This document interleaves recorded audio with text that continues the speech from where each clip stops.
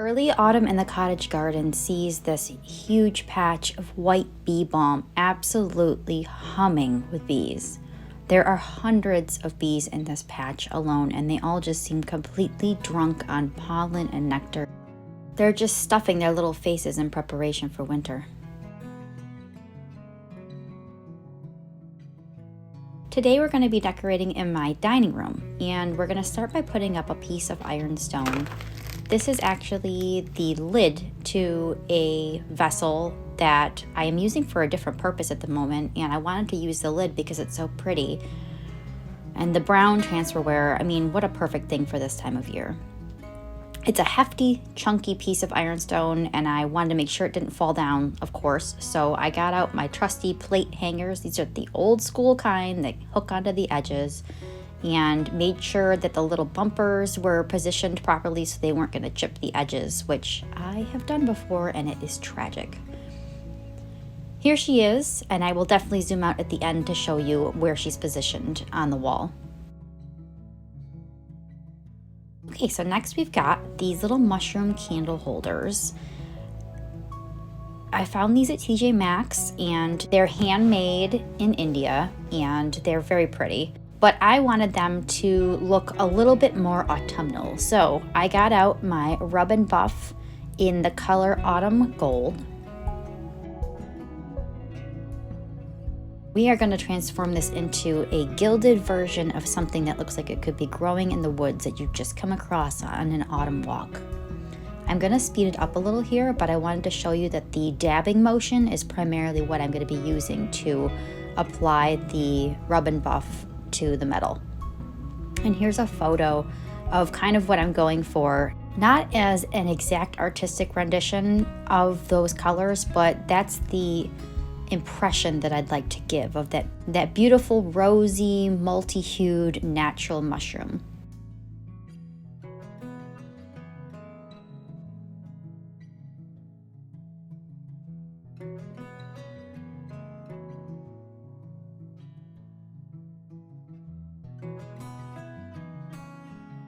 Now this looked pretty nice on its own, but I wanted a little more dimension, and I also wanted to give that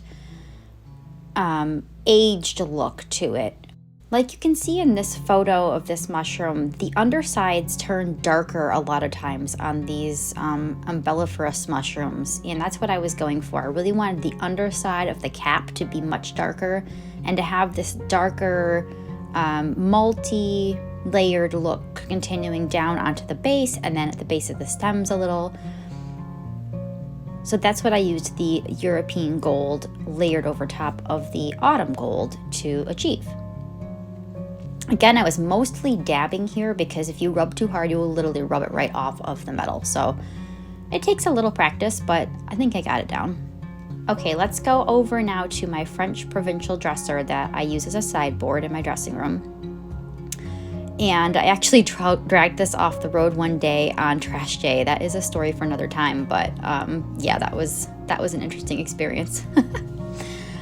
Okay, we're gonna use this round board as the foundational piece. It's from Target, the Magnolia line. And then I have this big piece of ironstone that I thrifted for a few dollars. I have absolutely no idea what this thing is. I don't think it's a slop bucket because it doesn't have a handle.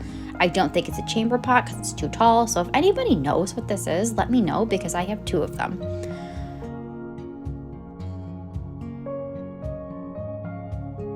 And then I took this wheat wreath, which is a copycat of a ballard design that I saw last year and was not about to spend $150 on.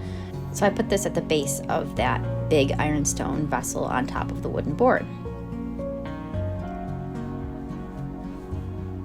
Okay, here's the mountain of greenery that I brought in from the garden, and there's also some faux stuff on the table too because I wasn't sure what I wanted to do or how much I would have out in the garden. I've got some ferns, I've got some sage, I've got some New England white asters, and unfortunately the first part of this I was filming the floor instead of myself like a total amateur, so sorry about that, we missed the first part. So in here at this point I've got some dogwood, asters, and some butterfly bush and some cleome, and that's butterfly bush right there that I just showed you. The dogwood is called gray dogwood. It's why it has those beautiful white berries. And the cleomes are those huge spiky white things. Got some gladiolus here. They are one of my absolute favorite flowers. I don't care that they're old-fashioned and apparently they're out of style or out of trend or whatever. Well, I love them and I grow them out of nostalgia and just because I think they're so beautiful and stately. Okay, so here's how she turned out.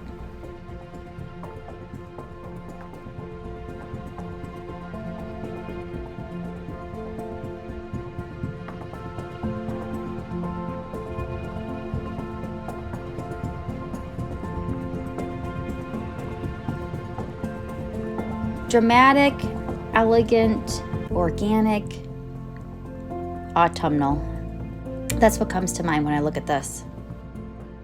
There's my little mushrooms, a beautiful autumn hair, and here's our arrangement in front of my grandmother's Venetian mirror. And now we can come in closer and see how all the colors play off of each other. That wreath is so pretty at the base. I just love how golden it is. And the little ribbon, I bought that for 50 cents at an estate sale the other day. You can see there's some mums in there. Those I did purchase from Trader Joe's, those bright green mums. Poppy seed heads from the garden.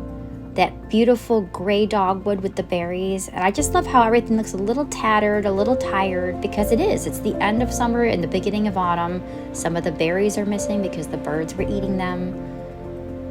Here's our little mushroom again. I'm just so pleased with how this turned out. I managed to get that depth I was looking for, that slightly aged look and patina. For a brand new item, I think it looks pretty good. Got a little birdie there with some pine cones in a mushroom. You know, birds are with us all year long, so I think they're appropriate to use into the fall. I love the way the fern and the mum plays off each other. And then we've got the faux hydrangeas in there. That is the only thing that is faux in this arrangement, and I think the color is so pretty. They are from Hobby Lobby. They're their higher end collection. Those stems I think are the $10 stems. I just want to take a moment to encourage you to really decorate with what makes you happy. Do what you like. Have what you like in your home. Your home doesn't have to look like anyone else's. It's your space. Be creative. Do what makes your heart happy. So what if it doesn't look like anybody else is decorating? Tap into your creativity, embrace the things that speak to you about autumn or about whatever season you're in, and just enjoy yourself. Let your imagination run wild. You never know what you might come up with.